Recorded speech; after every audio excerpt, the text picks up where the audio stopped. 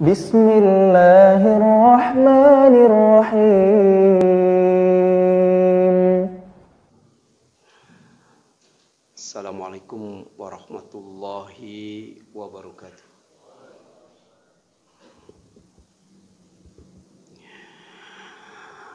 Innal hamdalillah nahmaduhu wa nasta'inuhu wa nastaghfiruh wa na'udzu billahi min syururi anfusina wa sayyiati a'malina may yahdihillahu fala mudhillalah wa may yudlil fala hadiyalah. Wa asyhadu an la ilaha illallah wahdahu la syarikalah wa asyhadu anna Muhammadan abduhu wa rasuluh.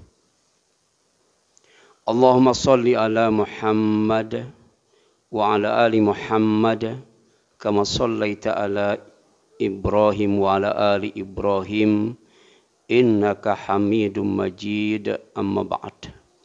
Faqala Allah Ta'ala fi kitabihil karim, a'udzu billahi minasyaitonir rajim. Ya ayyuhalladzina amanu taqullaha haqqa tuqatih wa la tamutunna illa wa antum muslimun. Wa qala Rasulullah sallallahu alaihi wasallam, ittaqillaha haitsu ma kunta wa atbi'is sayyi'atal hasanata tamhuha wa khaliqin nas bi khuluqin hasan. Ikhwata iman, sidang Jumat yang dirahmati dan dimuliakan oleh Allah Subhanahu wa taala. Tema khutbah Jumat pada siang hari ini adalah menyikapi berita dengan benar. Dalam bahasa Arab, berita adalah terjemahan dari kata al-khabar, an-naba, dan al-hadith. Nabi dikatakan nabi karena dia adalah orang yang mendapatkan berita dari Allah Subhanahu wa taala untuk disampaikan kepada umatnya, umat Islam sampai akhir zaman. Dan Al-Quran disebut oleh Rasulullah sebagai berita yang paling benar. Tidak ada berita yang lebih benar daripada Al-Quran. Beliau menyebutnya asdaqul hadis. Ya. Kenapa? Karena Allah adalah khabirun. Allah adalah maha penyampai berita. Ya. Khabirun, innallaha khabirun bima ta'malun. Disebutkan dua kali dalam surat Luqman ayat 34 dan surat Al-Hujurat ayat 12. Ikhwatiman, sidang Jumat yang dimuliakan oleh Allah SWT, sedangkan al-hadis adalah petunjuk yang terbaik. Ahsanul hadis. Ya. Khairul hadis. Ya. Di dalam hadis yang sahih disebutkan seperti itu. Fa inna khaira al-hadi hadi Muhammadin sallallahu alaihi wasallam. Sekarang adalah abad ke-21. Ya. Telah memasuki abad informasi. Kebutuhan manusia terhadap berita sangat besar sekali. Jadi ketergantungan manusia abad 21 bahkan sampai hari kiamat terhadap informasi atau berita itu sangat besar sekali. Sementara dalam waktu yang sama, umat Islam dituntut untuk mendapatkan berita yang benar. Dituntut untuk mendapatkan berita yang baik di tengah-tengah medsos yang berita-berita bohong dan menyesatkan berseliweran. Dan karena sangat pentingnya berita bagi manusia, Allah menurunkan satu surat dalam Al-Quran, yaitu surat An-Naba, surat ke-78, sebanyak 40 ayat. Dan pada ayat yang pertama sampai ayat yang kelima, ayat 1 sampai kelima, dijelaskan bahwa terdapat perbedaan manusia dalam menyikapi berita. Apalagi berita yang bernama An-Naba'ul Azim tentang hari kiamat. hari terakhir manusia hidup di dunia ini. Sebagian ada yang percaya, sebagian lagi ada yang tidak percaya, dan sebagian lagi ada yang meragukan berita itu. Nah, kalau kita merujuk kepada Al-Quran yang bersumberkan Al-Quran dan As-Sunnah, paling tidak ada 5 cara dalam menyikapi berita dengan benar yang baik. Yang pertama adalah hati-hati dengan berita yang dibawa oleh orang fasik. Jadi di era informasi dan teknologi yang semakin canggih, orang fasik terlibat dalam menyebarkan berita. Dan kita dituntut untuk hati-hati. Jika salah dalam menyikapinya akan berakibat bencana yang akan berujung penyesalan. Dalam menyikapi berita dari orang fasik dibutuhkan iman dan tabayun. Klarifikasi benar atau tidak. Bohong atau jujur. Dan ini perintahnya diawali dengan kalimat ya ayyuhalladzina amanu. Wahai orang yang beriman. Jadi sikapi berita yang datang dari orang fasik itu dengan iman. En ja'akum fasikum binaba'in. Ya, jika datang kepada kalian seorang fasik membawa sebuah berita, fatabayyanu, maka kalian harus klarifikasi. Antusibu qauman bijahalatin. Fatusbihu ala ma fa'altum nadimin.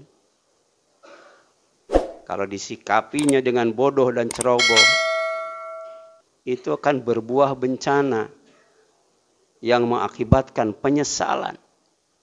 Hati-hati terhadap berita yang dibawa oleh orang fasik.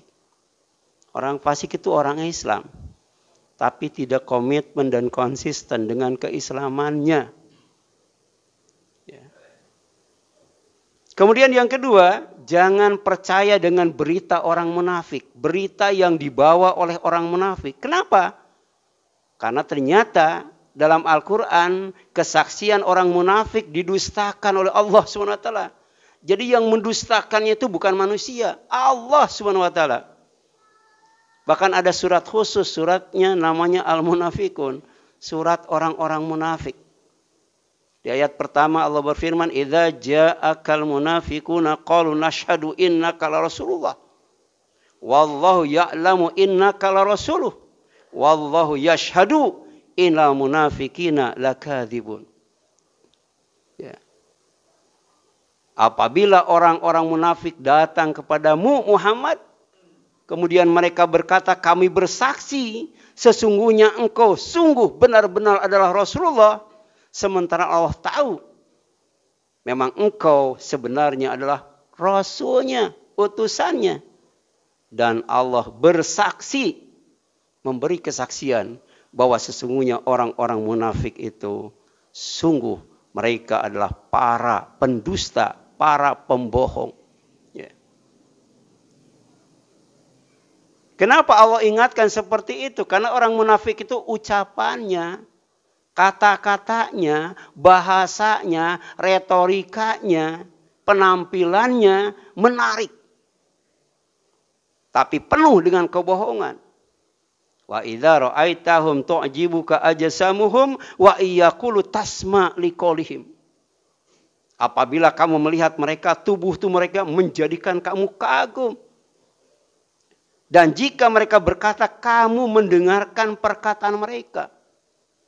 Jadi kata-katanya itu membius, mempesona. Banyak orang yang dibohongi dan disesatkan. Lebih daripada itu Allah menjelaskan orang munafik itu gemar menyebarkan berita hoak. Gemar menyebarkan berita bohong. Tapi takut dan penuh curiga kalau kebohongan itu terungkap. Yahsabuna kulla sayhatin alaihim, kata Allah. Mereka mengira bahwa tiap-tiap teriakan yang keras ditujukan kepada mereka. Orang munafik itu terlihatnya seperti saudara. Padahal sebenarnya Allah kasih tahu kepada kita, mereka sejatinya adalah musuh yang harus diwaspadai. Hum, mereka orang munafik itu kata Allah, al-adu adalah musuh, fahdharhum. Maka hendaklah kalian waspada, hati-hati terhadap mereka. Di antaranya terhadap berita yang disebarkan oleh mereka lewat medsos. Ya, WA, Facebook, Twitter, Instagram, dan sebagainya. Hati-hati. Ya, orang munafik itu ada. Ya. Kemudian orang munafik adalah orang yang berpaling dari kebenaran. Ngaku Islam, tapi sebenarnya bukan orang Islam. Ngaku mukmin, padahal sebenarnya dia adalah kafir. Dan oleh karena itu, boleh mendoakan kebinasaan untuk orang munafik. Ya. Dan ini diajarkan oleh Allah SWT. Qatalahumullahu anna yu'fakun. Kata Allah, semoga Allah membinasakan mereka. Ini doa orang yang beriman ya, untuk orang munafik. Semoga Allah membinasakan mereka. Bagaimanakah mereka sampai dipalingkan dari kebenaran?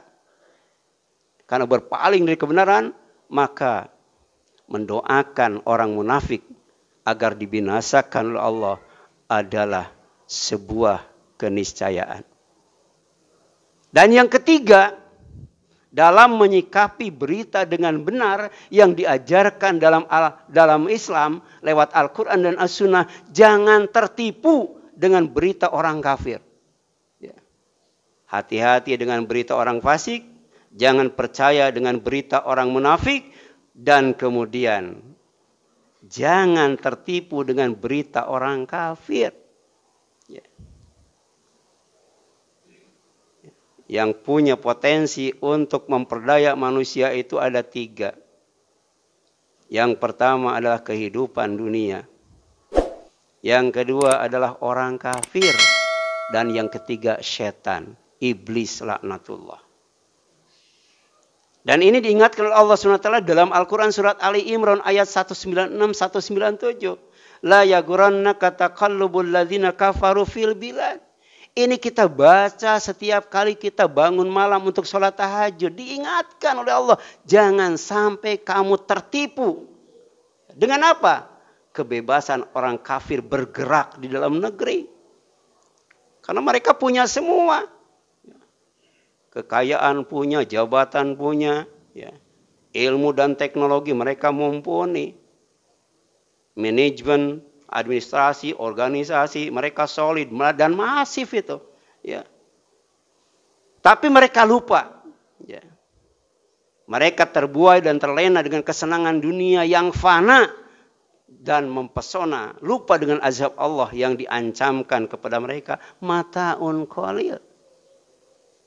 Jangan terperdaya oleh mereka. Mereka bersenang-senang, lebih senang daripada kita. Tapi kesenangan di dunia itu sangat sedikit sekali. Tsumma ma'wahum jahannam wa bi'sal masir. Kemudian mereka oleh Allah akan ditempatkan di neraka jahanam. Dan neraka jahanam adalah seburuk-buruk tempat untuk ditinggali. Jadi ayat ini menjelaskan orang kafir itu bebas bergerak melakukan apa saja. Termasuk melakukan makar jahat terhadap umat Islam. Terlebih kepada para ulama, para tokoh-tokoh Islam. Dan ini Allah sebutkan dalam surat Al-Anfal ayat 30. Ya. Surat Al-Anfal ayat 30 Allah mengingatkan kepada kita. Wa idh yamkuru bikal ladzina kafaru liyuthbituka aw yuqtuluka aw yukhrijuka wa yamkuruna wa yamkurullah. Wallahu khairul makirin. Dan ingatlah ketika orang-orang kafir melakukan makar, rencana jahat, tindakan jahat terhadapmu untuk menangkapmu, memenjarakanmu, membunuhmu, membantaimu, mengusirmu, mengeluarkanmu dari negaramu. Sementara mereka terus-menerus melakukan makar, Allah pun tidak diam. Allah pun melakukan makar. Dan harus kita yakini makar Allah adalah makar yang terbaik. Mereka orang-orang kafir selalu melakukan berbagai kegaduhan agar umat Islam bingung, umat Islam ragu, umat Islam ingkar dengan agamanya sendiri, benci dengan agamanya sendiri, fobi dengan agamanya sendiri, alergi dengan agamanya sendiri. Sehingga umat Islam terpecah belah, lemah dan mudah untuk dikalahkan. Dan ini direkam oleh Allah Subhanahu wa taala dalam surat Fussilat ayat 26. Qaqala alladzina kafaru la tasma'u li hadzal Qur'an wa alghaw fihi la'allakum taglibun. Orang-orang kafir berkata, kalian jangan dengarkan Al-Qur'an ini. Kalian bikin kegaduhan di dalamnya agar kalian mengalahkan mereka. Banyak kegaduhan yang dibuat oleh mereka. Ya. Melalui media sosial, mereka menyebarkan berita yang menyesatkan. Di antaranya yang terakhir itu, sholat Jumat tidak harus hari Jumat. Boleh hari Sabtu atau hari Ahad. Hari Jumat hari kerja, mengganggu itu. Hari Sabtu, hari Ahad itu hari libur. Ya. Kelihatannya seperti benar. Ya. Boleh, ya. Ibadah haji itu di luar bulan Zulhijjah. Dan ibadah haji itu tidak harus di bulan Zulhijjah. Mereka bikin Al-Quran tandingan. Mereka bikin faham-faham agama baru yang sengaja untuk membuat umat Islam ragu, bingung, dan ingkar. Serta minder dengan agamanya sendiri. Wallahu a'lam. Barakallahu li wa lakum. Alhamdulillah wa syukrulillah wassalatu wassalamu ala rasulillah wa la hawla wa la quwwata illa billah wa asyhadu an la ilaha illallah wahdahu la syarikalah wa asyhadu anna muhammadan abduhu wa rasuluh. Amma ba'd, ma'asyiral muslimin rahimani wa rahimakumullah. Cara yang keempat dalam menyikapi berita yang benar adalah tingkatkan iman. Tingkatkan ketawakalan kita kepada Allah ketika disuguhi berita yang menakut-nakuti atau menakutkan dari siapapun. Ya. Ada ulama yang menjelaskan bahwa sebentar lagi akan terjadi Armageddon. Peperangan besar dan pusatnya di Indonesia. Karena umat Islam akan berhadapan dengan musuh yang matanya sipit. Wajahnya lebar, hidungnya pesek. Diperkirakan 250 juta akan hadir di Indonesia. Itu kan nakut-nakutin. Kemarin saya dapat di YouTube bahwa matahari sekarang sudah bergeser terbitnya di sebelah utara, bukan di sebelah timur lagi. Ini berita-berita yang menakutkan. Nah, bagaimana menyikapinya? Tingkatkan iman. Tingkatkan tawakal kepada Allah ketika disuguhi berita yang seperti itu. Baik datang dari orang Islam ataupun dari yang lainnya. Ya. Terakhir, kaitannya dengan COVID-19. Bapak-bapak, ibu-ibu, siapa saja yang sudah divaksin, umurnya tidak akan lebih dari 3 tahun, mati. Ya. Rasul pernah dulu ditakut-takuti dengan orang kafir yang jumlahnya 1000 lebih. Padahal pasukan yang dibawanya adalah 300. Ya, lebih sedikit. Alladzina qala lahum an-nasu innan nasa qad jama'u lakum fakhshawhum. Ya. Orang kafir, orang fasik, orang munafik bersatu padu menakuti Rasulullah dan para sahabat bahwa orang kafir sudah berkumpul semuanya dan siap untuk menyerangnya. Takutlah kalian kepada mereka. Tapi yang terjadi fazadahum iman. Rasul dan para sahabat malah imannya bertambah. Tambah ditakut-takutin tambah iman. Wa qalu bahkan berkata, hasbunallah wa ni'mal wakil. Ya. Cukup Allah saja sebagai pelindung dan penolong. Sebagai penguasa yang bisa menyelesaikan semua persoalan. Termasuk masalah COVID-19. Ali Imran 173. Jadi melalui ayat di atas Allah SWT menjelaskan 3 poin penting. Orang yang beriman, yang taat kepada Allah dan Rasulnya semakin ditakut-takuti, semakin bertambah keimanannya. Orang yang beriman, yang taat kepada Allah dan Rasulnya semakin bertambah imannya, semakin mantap tawakalnya. Ucapan orang yang beriman ketika ditakut-takuti atau disuruh takut kepada musuhnya, hasbunallah wa ni'mal wakil. Dan terakhir, cara untuk menyikapi berita yang benar, yang sesuai dengan ajaran Islam adalah umat Islam wajib bahu-membahu, bersatu bersaudara dalam menegakkan amar ma'ruf nahi munkar. Sebab orang kafir itu solid dalam menegakkan amar munkar nahi ma'ruf. Ya. Jadi kalau umat Islam menyuruh baik, mencegah munkar. Tapi orang kafir menyuruh munkar, mencegah baik. Jadi orang-orang kafir yang solid itu masif dan sistematis dalam amar munkar nahi ma'ruf. Jika dianggap remeh oleh kita, oleh umat Islam, apalagi dibiarkan, akan menimbulkan fitnah, kekacauan dan bencana serta kerusakan yang sangat besar di muka bumi ini, termasuk di bumi Indonesia. Walladzina kafaru ba'duhum awliya'u ba'din illa taf'aluhu takun fitnah fil ardi wa fasadun kabir. Adapun orang-orang yang kafir, sebagian mereka menjadi pelindung bagi sebagian yang lain. Jika kamu hai para muslimin tidak melaksanakan apa yang telah diperintahkan Allah itu, niscaya akan terjadi kekacauan di muka bumi dan kerusakan yang sangat besar. Jadi hanya Allah SWT yang kuasa dan bisa menyelesaikan semua persoalan hidup manusia dengan sempurna. Beribadah dan memohon pertolongan kepadanya adalah pilihan yang utama dan pertama. Karena kebaikan yang terbaik sejatinya adalah yang dipilih oleh Allah Subhanahu wa taala. Al khairu khairatullah. Kebaikan yang terbaik adalah apa yang telah dipilih oleh Allah Subhanahu wa taala.